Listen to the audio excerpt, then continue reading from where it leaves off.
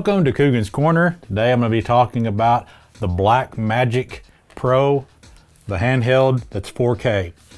I recently just upgraded to this. Just got it in fact just about 3 or 4 days ago, and I got a 2-camera system. I'm shooting with the first time with the Blackmagic RAW camera right now, and I just wanted to give you my experience on how to set one of these up when you first get one, and I'm going to show you what I got. There's all kinds of videos out there that people have on their different rigs, but I'm hoping that maybe this will be helpful if you're like me and it's the first time that you've messed with these. I'm certainly no expert on this, I'll tell you that right up front, but I do think I have some good information I can share with you. So first of all, I'm going to go ahead and unbox this. You can see what it looks like on the inside. And these cameras, they cost about $13.50, I believe. Actually cheaper than some of the older cameras or the ones I went from that I bought used. I bought them used and they were like almost $2,000 a piece. And so we've come a long way. They only shot 1080p. Of course, these shoot RAW 4K, which is something that I think is going to be a great addition to my video lineup. So let's start opening this up.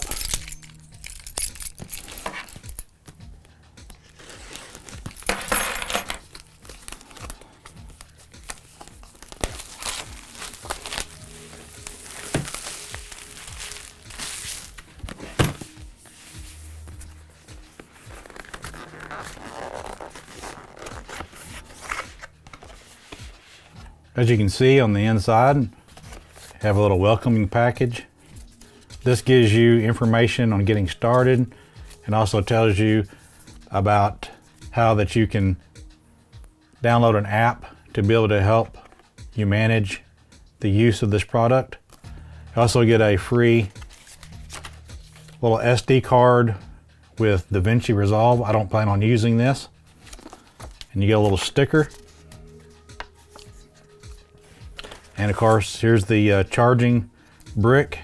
You'll notice it doesn't have anything on it, and that's because in this little box right here, you have all these different things or different ends for different countries. Some of these I don't even recognize. Of course, here in America, we use these 2-prong one. And then you have the little battery. If you heard anything about these don't last all that long. You get about 40 minutes of battery use out of this. So if you're wanting to shoot outside or don't want to have it hooked up to power, then you better get some more of these or use some other options. And there's definitely other options you can hook up. Okay, let's continue to open this. As you can see down in here, the only thing left is the camera.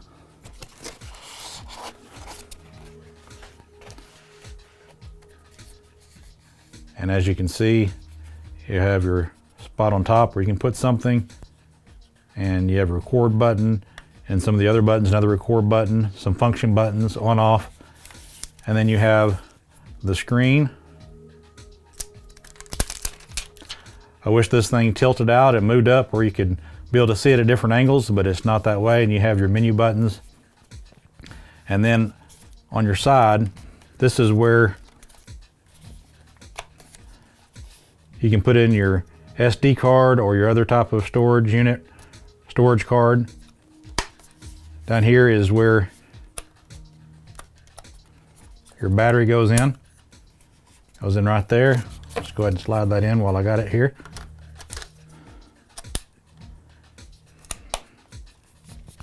Then you have your tripod mount. And then over here you have all these other accessories. There's places where you can plug things in.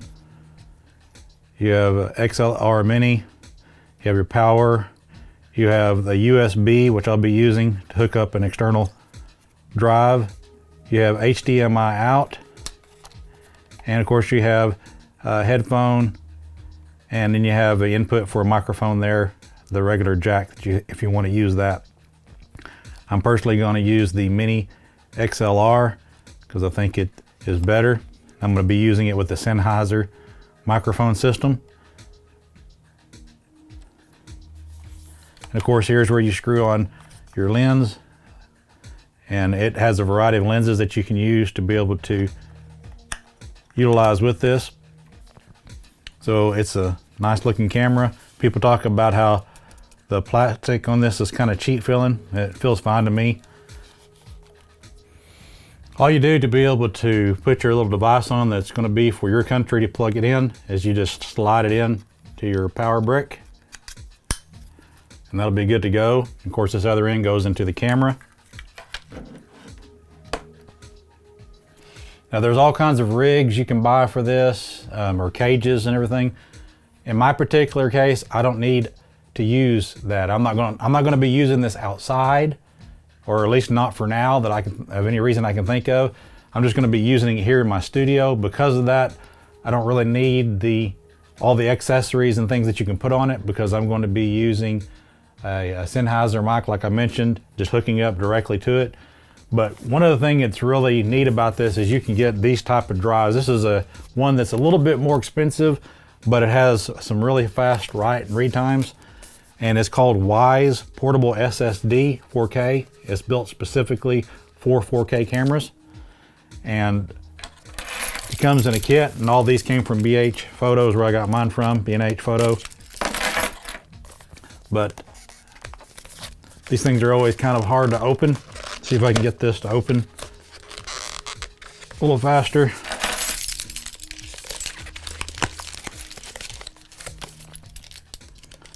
I actually had to open this from both ends on the last one I did.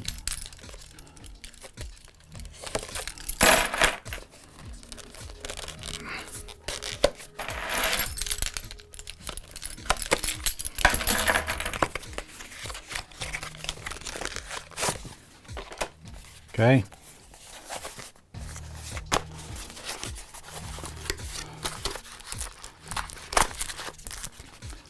This is what it looks like.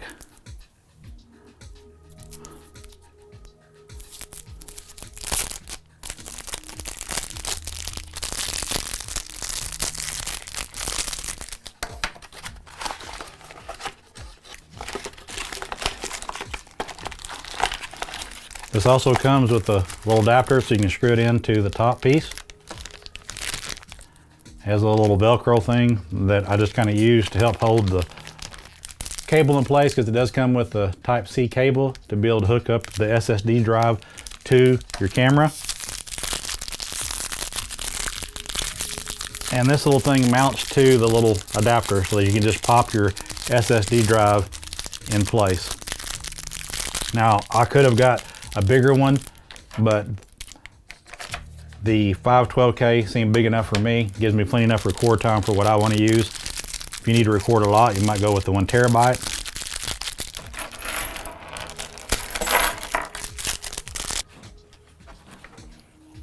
Okay, you take this and just screw it in top. Now you may need, if you're wanting to use an external monitor, you can buy little ones to stick on top of it so that you can be able to see yourself. I cannot see myself right now, but since I'm shooting in 4K, and my plan is I'm going to edit everything into 1080p, so that way whenever I shoot in 4K, I have all kinds of room. You can go up to 100% of zooming in. Gives you a lot of flexibility without losing any quality as you put it in 1080p. It's not necessary for me to use 4K at the time, but I could use 4K if I wanted to. So next you just take this little adapter, put it on top.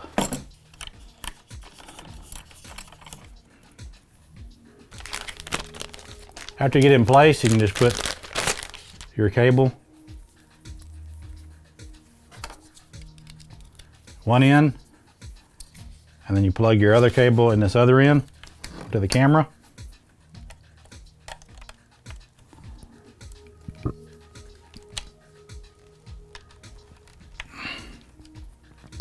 I just leave the little tie that's on there because this is going to stick out to the side. And once you pop it into place, it looks like that, and it sits on top.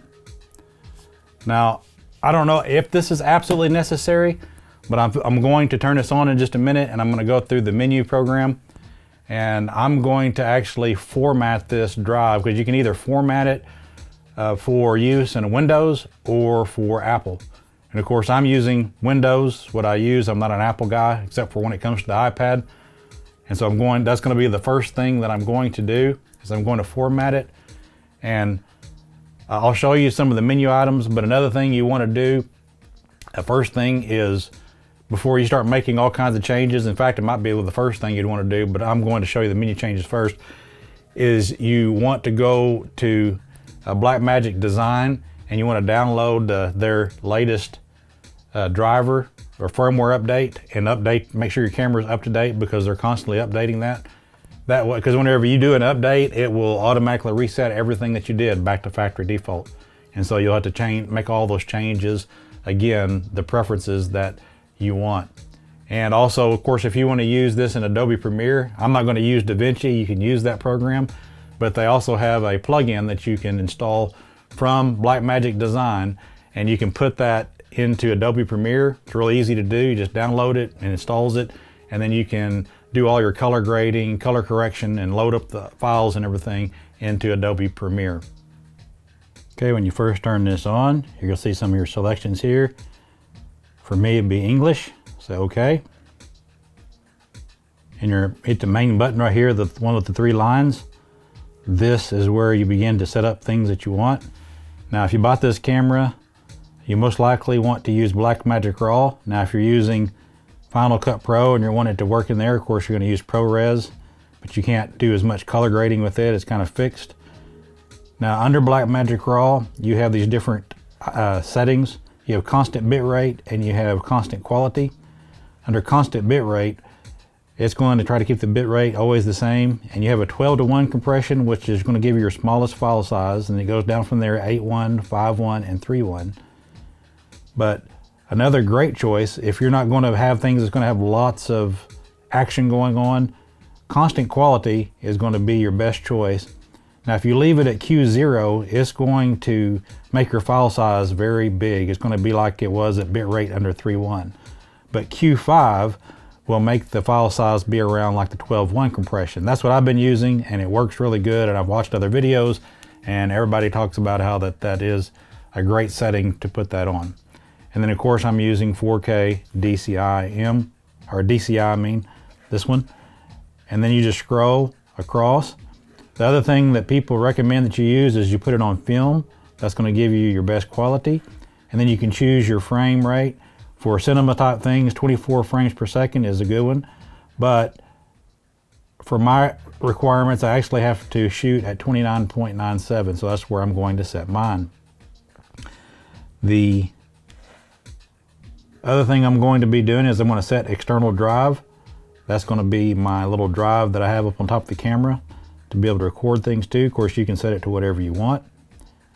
And then I'm also going to have it to stop recording if card drops frame rate. I don't know if I'm going to leave that on forever, but for now I'm going to leave it on, because if it starts cutting off for different reasons and it doesn't really mess up the quality, I'm probably going to turn that off eventually.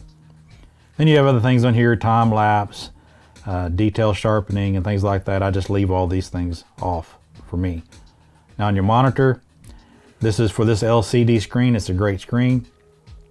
You can leave it like that, and I'll just leave the defaults on for the grid and things like that of nature. I'll turn on my frame guide, and I'll probably also turn on, let's see, I'll turn on, well, it's not letting me turn some of these things on right now, but I would turn on whatever you want on this, false color, focal assistant. The reason it's not letting me turn this on is because I don't have a lens hooked up right now. I should have hooked that up first, but I'll just show you that those are there. And then you also, I like to have my meter shown. That's what I like to do. The intensity, the brightness, 50% is usually good for me. If you are running on a battery, you want to keep that at 50% or below. Of course, you can crank it up to 100% if you're out in a bright area and you really need to see the screen really well. Audio, here you have your left and right channels. Now this confused me at first, because over here, if you look, in order for me to be able to see my Sennheiser, which I don't have hooked up yet, it's not going to be showing, but if you keep moving over, you can see it'll go to the XLR mic, and that's what I want to use for that.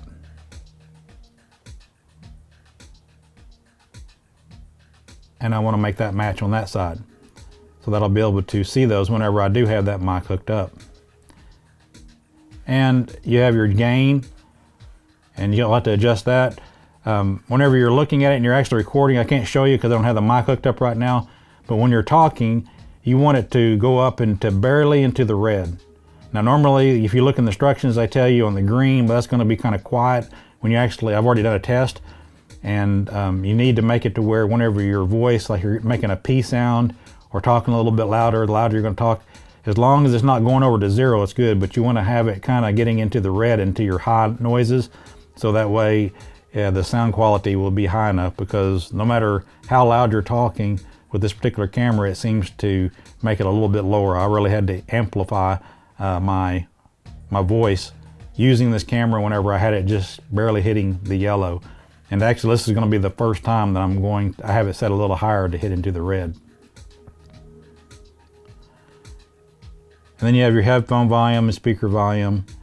And then if you have, and I am going to be hooking that up on this particular camera. This is my second camera, and it requires, I have a Rode microphone, and I'm going to enable this so that it'll have power to drive that microphone. I'll be hooking that up later. Now under setup, this just gives you kind of some of your overview of the things that you have. And you also can look at you got 3 buttons up top that you can have preset. First one was false color. F2 is display LUT if you want it to do that, or you can change it to something else if that's not something that you want. You can change it to these other different things, like a grid, a zebra. Like I'll make that a zebra, and then you can make it frame guide. Do my third one here, see what I want to choose on it. I'm going to do focus assist on it. That helps you to be able to focus things. You'll be able to see that in just a minute. See if there's anything in here that I want to talk about. This tells you your version of your software. This one has 6.95. This is also where you turn your Bluetooth on and off. This allows you to be able to control your camera settings using an iPad, iPhone, or an Android phone, which is handy. Okay, presets, things you can import, and then you have your different LUTs that you can use. Okay, that's about it on that. Now I'm going to have to go ahead and put my lens on so that the screen can be able to be seen, because right now there is a menu and things that goes on right here, but it's not going to allow you to see that until I put that on, so I'll be right back. Okay, I got the lens on now. You can see some of these different things that are across here. For example, you have this button that's in the corner. This allows you to turn on and off things like the zebra.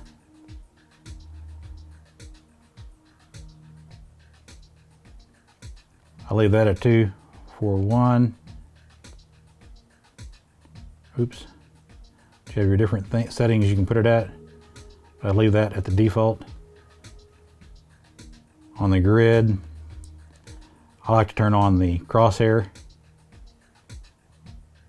Actually, I like that one so I can see the center. And here's your zebra numbers, I believe.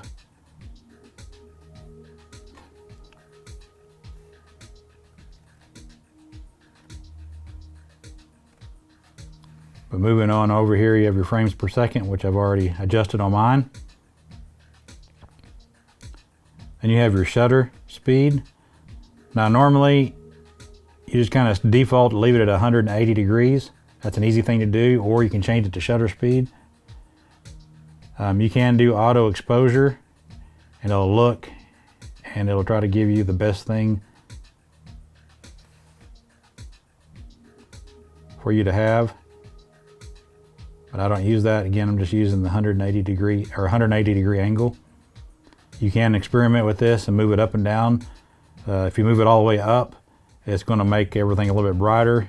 And if you leave it 180, it's kind of in the middle. To go down, it's lower. This also has to do with action speed. You can look up information on that yourself. And then I'll leave my f-stop at 2.8 with it all the way open. ISO here in the studio, 400 is the natural ISO and 3200 for this camera. But for what I'm doing in here, I'm going to be running it at 160 ISO because I have enough light and everything set up just like I need it. White balance, that's pretty straightforward. You can use different ones. They have different settings for different things. Now you can do an automatic white balance. When you do that, you just have it pointing at something that is white. I don't have that in front of me right now, but anyway, you put that in there and it automatically will adjust it to what you need it to. And I'm gonna make it the same as my other camera here in just a little bit. And then you can also play with the tint if you like. You have your histogram down here, or down here. You can hit record down here if you want to. Now you'll notice it'll tell you how much your approximate record time is for your card. This shows 251 minutes. And here's where you gain access to formatting the drive. And I am going to go ahead and format this drive. As you can see, well, actually it already says it's on here. It's EXFAT, so it's already formatted for Windows. But I'll just go ahead and show you because it's really not that big a deal. See, here's where it defaults. It's like you could format it to OS for Apple, but I'm going to have it formatted for the use for Windows. So I'll have it format the drive. Oh, you got to hold it down, make sure you're not making a mistake. Doesn't take long for it to format it at all. Now you do have to use this USB port on here to hook it up to your computer whenever you download the software from Blackmagic Design to be able to upload your firmware. And then it doesn't take very long for it to do that at all. I'll show you a few more things in just a minute. Okay, got everything back together. Have this power hooked up to this. One thing I want to mention about this power cable, I didn't realize this at first. After I put it on, I was like, why did this come off? And some of you may be used to this and you're probably already laughing at me. But if you're new to this camera, like I am, this has a little barrel connector on it. I know you can't see it from that camera, but there's a little barrel thing that you have to push down, or you have to pull up on it, that is, so it'll release it so you can pull it out. Because once that's on there, it snaps into place and you can't pull it off unless you do the little barrel thing. And so the lens I'm using on both of these is an Olympus 12 to 40 millimeter Pro camera, or Pro lens, I'm sorry. And so this is the lens I can use. I like this because I'm in a smaller room, so I can really adjust this out to get my full body, or I can zoom in quite a ways as well. Now I'm going to show you a few more things. I'm going to go ahead and mount this. I'll be right back. Okay, now that I have this mounted, and I'll show you my setup. I don't have anybody that I can use. It's better if you had a person that you could focus in on, but I have a cardboard box, and that brown kind of represents the color of my skin to a degree. You can also see I have a white piece of paper up there. That's to do the white balance. I'll show you how to do the white balance. You click on white balance. You can also do a button on top to do it, but then you click on auto white balance. And what you want to do is you want to have that square be as close to into the white as possible. And if I really wanted to, I can actually zoom in on this lens so that it's just has just the white. Bring it into focus a little bit there. That's as far as it'll zoom in. And then I just hit update white balance. And now you can see it changed it to 400 or 4400. That's what the white balance is. Next, I want to put this, frame this up where I want it to be. I use my little arrow there because I know about right where I look at the camera, which is somewhere about right in there. And with 4K, I can make this a little bit bigger, even though you can see my little Rode mic in the camera. That's okay because I can crop in. I don't need to be excessive in what I put it on, but I can adjust this so that I can pick up more if I want to be able to have more of the picture showing in the 1080p crop. And so I'm probably going to leave it about right there. That probably looks good. And the other thing you can see is I have focus assist on.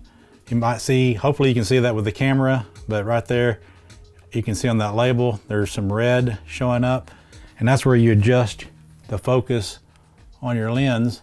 See how it comes in and out? And I have that box about right where I'm sitting at, and that'll give me the perfect focus for me where I'm sitting at, and you have those red lines.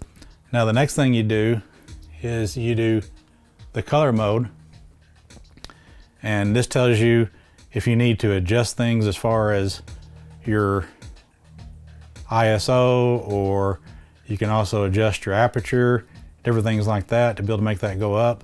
As you can see, the box is green and the white has some pink in it.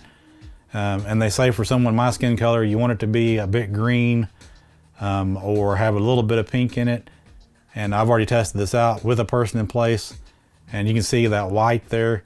That's kind of reflective. It kind of shows you the pink. I haven't actually shot any footage except for this footage I'm shooting right now with the ISO at 160. That's what I'm trying. I did have it at 200 when I shot last time. As you can see, there's a little bit more pink up there behind on the wall on that. And so I don't know, we'll see. 160 may be too low, but that's what I'm gonna try it out. Hopefully it'll look okay. If not, I can do that adjustment. But just know that's how you can do false color. You can see the blues, they show some of the darkness in there, showing where there's some shadows and things, and that shows you where all those things are at. Now this HFR button, it changes it over here to frames per second so that you can do stuff like slow-mo, and you can change things like that. It's just easy because you have access to turn it on or off. And I think that's just about it.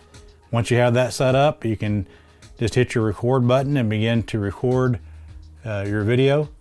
And you can see it looks kind of flat there. If I wanted to apply the, well, I don't have that set to where I can change that. You can change to where we can push a button and change the LUT. In fact, I'll just go ahead and do that to show you real quick. You can do that under setup. I can change like F3. Instead of having frame guides on there, I can change that to, I can change it to LUTs. Display LUT. Okay. And now, when I exit out of here, you'll see how this changes. See, that shows you what it looks like whenever it's not flat. It kind of has that preset LUTs in there and shows you more color.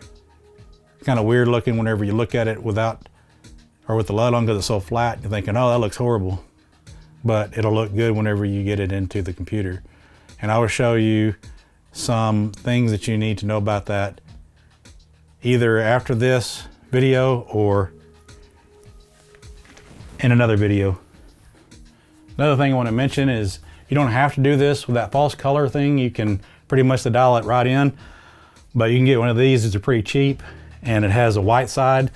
That way, whenever you take it into the computer, you can just put your eyedropper on here and you can use this to do your white balance within the software. You also have this gray card. You can use that for some color balancing as well. This is the 18% gray. I'm still new to this, still learning this, but I'll be using this probably some in the future. I may just dish this and just not worry about it, but this is what I have going on right now. Well, that's about it. I hope this information has helped you. I think I'll probably make a separate video showing you about how I bring the footage in and how I color grade it. It took a little bit of time to figure out from watching all kinds of different videos on how to do that. Of course, some of that's subjective on your style and things like that, but you have color correction, and then you have exposure balance and all those different things. I'm not getting the terms completely right, but again, you people that know what you're doing, you're laughing at me again. But anyway, I'm really liking these new cameras. I'm hoping that they will last for a long time, and then I'll be able to do lots of good footage with them. And so I hope you have a great day.